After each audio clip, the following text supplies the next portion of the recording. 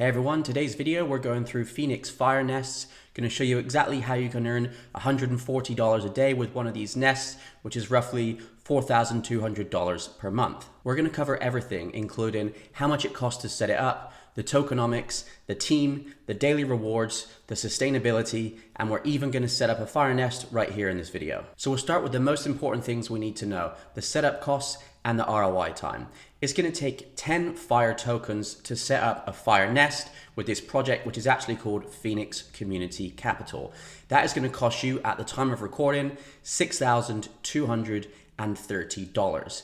And then you're going to ROI on that in 45 days. And what that means is, if the token price stays the same as it is today, you would recover your money back in the form of rewards in 45 days. Now for me personally, in my risk tolerance, that's a pretty good bet, because even if the price dropped 50%, it would still only take me 90 days or 3 months to recover all of my money. Now the obvious question here is, where do the rewards come from? That always comes up with these DeFi as a service projects and node projects which have similar tokenomics. So we've seen this kind of token model before with strong nodes, with Thor nodes, and many of the popular node projects. And people like to discuss, is this a Ponzi? Is this not a Ponzi? To me, that doesn't matter. What matters is the fact that they are being very upfront in the white paper exactly what happens with the tokens, so people can make their own decisions. What I care about the most is how long is it going to take me to get my money back, and we know that's 45 days, which is really, really good. Now we'll get into more about rewards in the token later, but first I want to look at the team, because with something like this, to me, it's very important to be able to verify who the team are. We've got Eric here, one of the founders, then we've got Luke, who's another one of the founders, and we've also got the COO, Gavin Minty.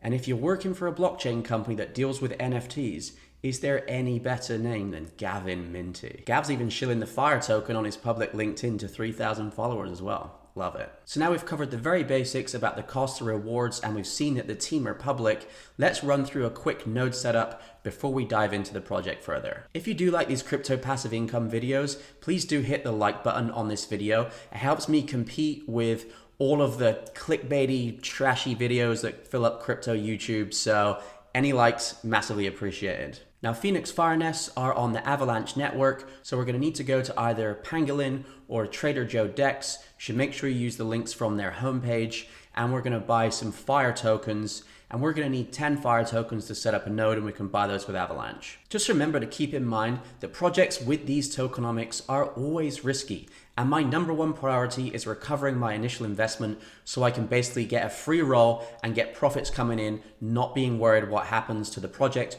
or the token price once I've recovered my initial investment. And of course, this video isn't financial advice, it's just education. You really should understand things like this before you jump into them. Make sure you know how they work and make sure you're comfortable with the risks. So I'm using Trader Joe, and as soon as that transaction is completed, as long as your wallet is connected to the Phoenix Financial website on the app page, it will see that you have 10 fire tokens, and then you are immediately eligible to set up a node, and that is really, really easy. You can see here I have one that I actually set up earlier on today, and we're going to do another one now just so you can see the process. All I have to do is click create your nest. We're going to wait for the transaction to go through, and as soon as that is confirmed, I am automatically earning rewards. You can see that instantly in just a few seconds. You actually get this little counter showing your rewards in real time, which I really, really like. And that is the complete setup for a fire nest. Now, there are a couple of other fees associated with the nodes. Every 90 days, you need to pay a maintenance fee of 0.2 AVAX. And also, anytime you claim, there's a small fee of 0.05 AVAX. Your fire nest will stop earning rewards if you don't pay that fee. And I also think I saw in the Discord that you won't earn any rewards if you haven't liked this video. We have a couple of options of what to do with our tokens when we claim them. Obviously, a lot of people are going to want to recover their initial investment as soon as possible, and that would take about 45 days, as we know. But you also have other options, including compounding into new nodes, so you just wait until you have enough tokens to purchase another one. Or you can jump over to the Pangolin DEX and look at the liquidity pool, where you compare your fire tokens with Avalanche tokens and putting them in the pool, you can actually earn around 500% APR at the time of recording in the liquidity pool, and that might not be a bad option if you have a few tokens that you're not sure what to do with. So we've got our nest and we're earning rewards, but we want to know a little bit more about the sustainability. How long is this going to last? Could it potentially be long term? Well, one thing I really like about this project is it seems that unlike a lot of other projects in the DeFi as a service space or in the node space, they actually took the time to sit down and model the rewards out in advance, and they seem very confident that they can sustain the current rewards with the current daily growth rate for a few years into the future. Now, with things as they are today, the team seem pretty confident that they can support up to 3.3 million fire nests, and that's with the current reward rate.